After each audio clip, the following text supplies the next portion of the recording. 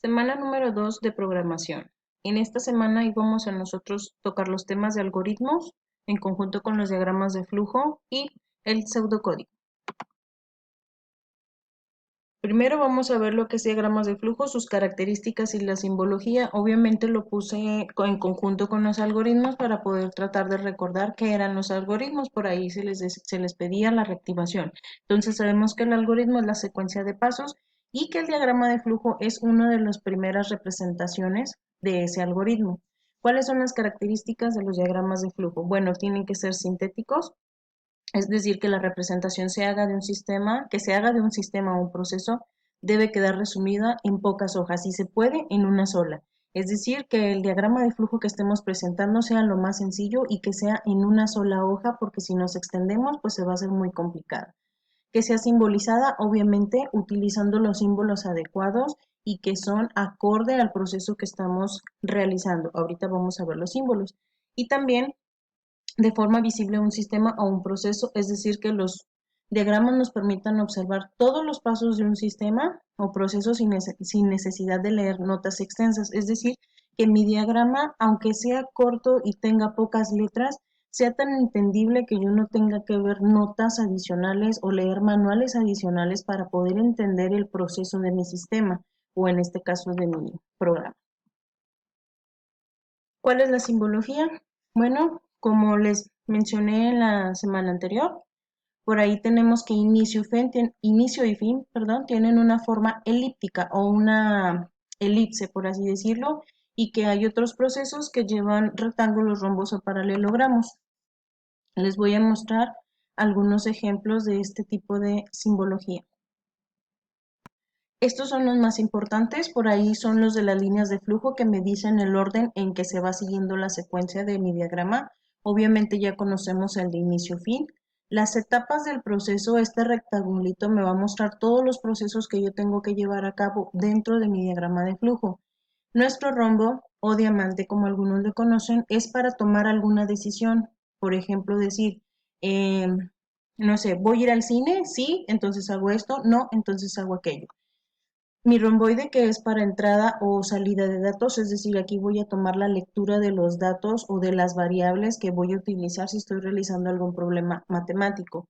Mi símbolo de documento o impresión que me indica que voy a mandar llamar un documento, puede ser un PDF, puede ser cualquier otra cosa, o que por ejemplo en mi programa yo necesito basarme en un cierto documento para decir, es que esto se encuentra en este documento, o bien decir que voy a imprimir una salida. Tengo mi proceso predefinido, es decir, que es un proceso que ya está previamente cargado y que va a seguir ahí. Tengo mi preparación, que es un proceso no definido y que está en proceso, valga la redundancia. Y tengo mi conector de página. Este conector de página es para decir que mi diagrama, que ya no me cupo en una hoja y que va a la siguiente hoja. Para eso me sirve ese conector.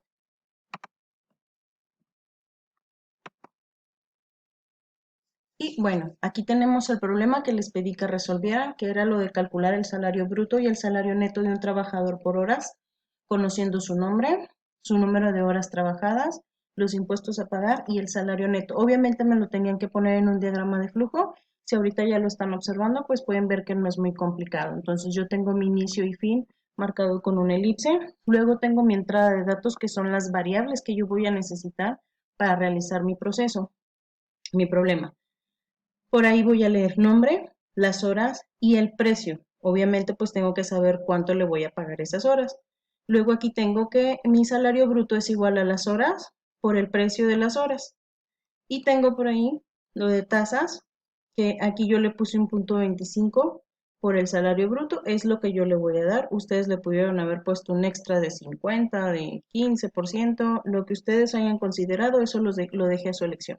Entonces, obviamente, pues ya mi salario neto era el bruto menos las tasas y ya nada más tenía que hacer por ahí una salida, que era escribir nombre, el bruto, las tasas y el neto, que era ya la salida de todos los procesos que yo realicé con anterioridad y terminaba mi proceso. Y continuamos con el pseudocódigo. Vamos a ver su concepto, sus características, las estructuras y algunos ejemplos que les encargué por ahí.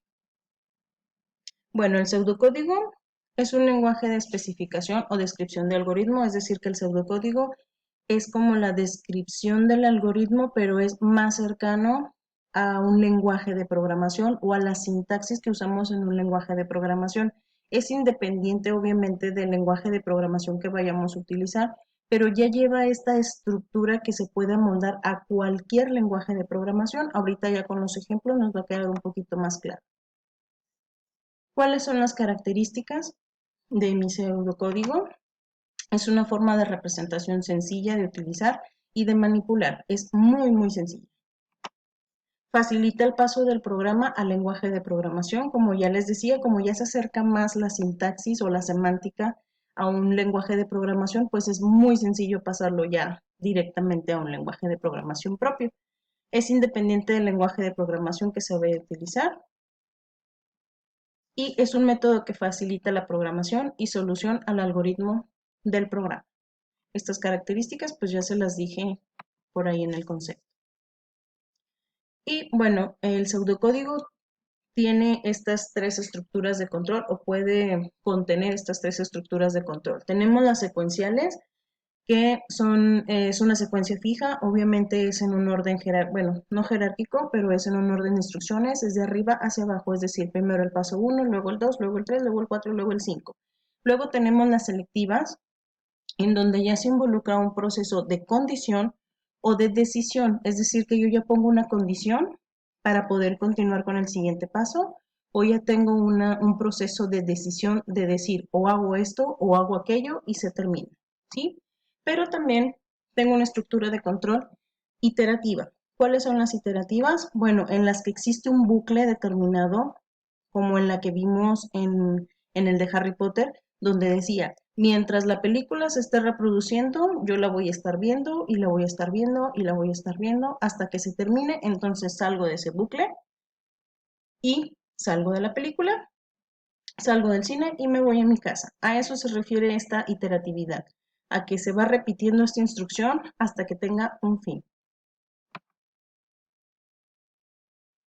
Aquí está la estructura de un pseudocódigo.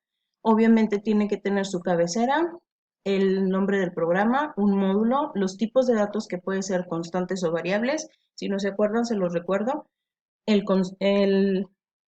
Los datos como constantes son aquellos que no cambian, es decir, por ejemplo, pi, sabemos que siempre vale 3.1416. Y las variables que obviamente ellas sí cambian su valor. Les puedes ir asignando un valor según lo que se vaya leyendo del usuario. Y el cuerpo está conformado con el inicio, con todas las instrucciones que le queramos poner ahí y con el fin. Por ahí tenía el ejemplo que es un programa que calcula el área de un cuadrado a partir de un lado dado por un teclado. Ahí identificamos la cabecera donde dice programa que calcula el área de un cuadrado. Luego, nuestro programa que se llama área cuadrado. Nuestro módulo que es el main, que se llama principal. Cuando nosotros trabajamos en un lenguaje de programación, el main es el módulo principal y es en el que se desarrollan todas las instrucciones. Luego tengo mis variables, digo que voy a usar la variable lado y la variable área, porque es todo lo que necesito para un cuadrado, saber un lado nada más. Luego empieza mi inicio y dice visualizar, introduce el lado del cuadrado. Eso es lo que se va a imprimir en pantalla. Introduce el lado del cuadrado y luego ya lo introduce por ahí el usuario, leo el lado y luego hago mi proceso. Área es igual a lado por lado. Entonces, vuelvo a imprimir, visualizar. El área del cuadrado es, e imprimo el valor de área. Lo que se me haya guardado en área se va a imprimir por ahí y termina mi pseudocódigo. Si se fijan, este no es tanto como un algoritmo porque ya lleva un proceso más cercano al lenguaje de programación. Ahí no digo qué lenguaje de programación estoy usando y ese lo puedo adecuar a cualquier lenguaje de programación. Entonces, esto sería lo concerniente a lo que es la semana 2. Espero que se entienda. Si no, ya saben que estoy para cualquier duda. Me lo pueden dejar aquí en el Classroom o en el grupo de WhatsApp.